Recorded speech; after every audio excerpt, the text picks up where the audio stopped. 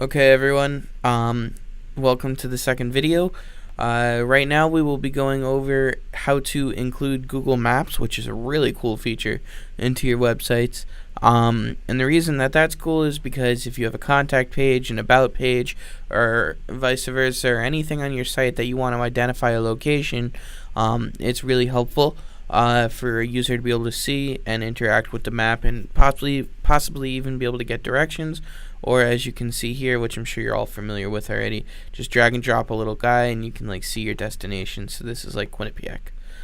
So without further ado, let's get into it. Alright, so here within your Google API PHP file, as you can see here already, we've already done the Google Translate, and then this is just some information, so I'll comment this out. Beginning of information.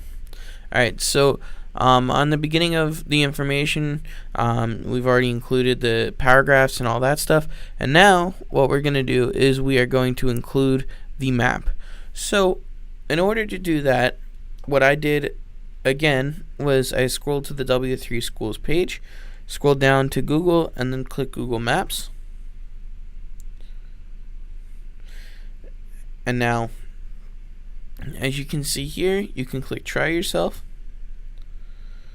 and if you click run, or no, I'm sorry, here it is. So what you have to do is you have to, within your HTML file, you're going to want to copy and paste this code into your main Google API or GoogleTools PHP page, and you can change the width and height. You're going to want it to be equal if you want it to be a square, or you can change it to be a rectangle. That's completely fine. And you're going to want to set the background to be white if the background of your website is white, only because this way it will load quicker, or it won't look awkward. I mean, so like before it was yellow, and when the page would load before the map populated, it was a yellow box, and that didn't look right. So I just changed it to be white because it matched with the background. So once you copied the div ID map with the class map, you're going to want to scroll down, and then here is an example of how the map works.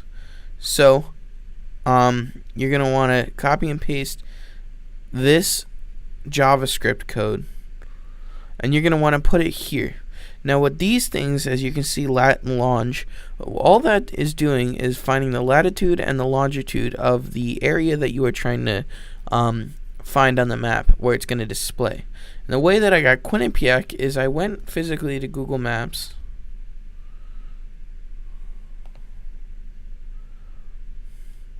and being that I'm already on Quinnipiac's campus, that's why it's showing here. But literally just do a search, find Quinnipiac University, and it will populate on the map. Now what you need to do is you can long hold or double click and over a part on the map, and you can see there at the bottom it gives you the longitude and latitude. So all you need to do is literally copy and paste the bottom. You don't want the degree symbols, you want the bottom, just the numbers, and include the comma all the way up to the last number. And you're going to want to, whatever number is currently here from the W3 schools, you're going to want to change to be this, because this way, this is Quinnipiac University's campus latitude and longitude. And now you can change the zoom, which means how far out it's zoomed. Right now this is probably like at least a 20 or a 30, because it's probably zoomed in really far. But I'm assuming something like this would be more like what I have on my site, which is about a 15. Then, after doing that, you leave the rest of the code. The only other part you really need to do at the bottom of it is to copy and paste the script for their API. So it's just a matter of doing this, copying and pasting, and then posting it here. Now, there's one last part that's going to be a little bit tricky, so pay attention. You're going to want, as you can see here, the way you copy and paste it, it says key equals your key, and then and callback, blah blah blah. So what you're going to want to do is you have to get a Google API key.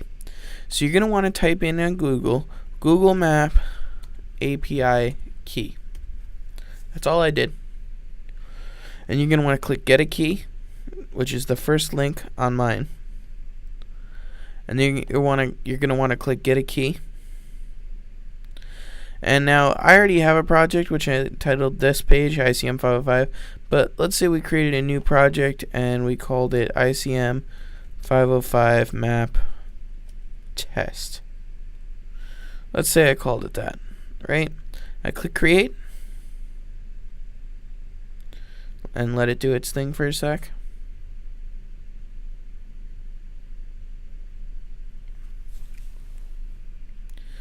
And now after loading, this will be your key. It's a bunch of randomly generated numbers and characters. So you can literally just click these boxes or highlight and copy and paste. That copies and pastes it. And you're going to want to, where you see on the W3 schools page, I'm sorry I have a lot of tabs open.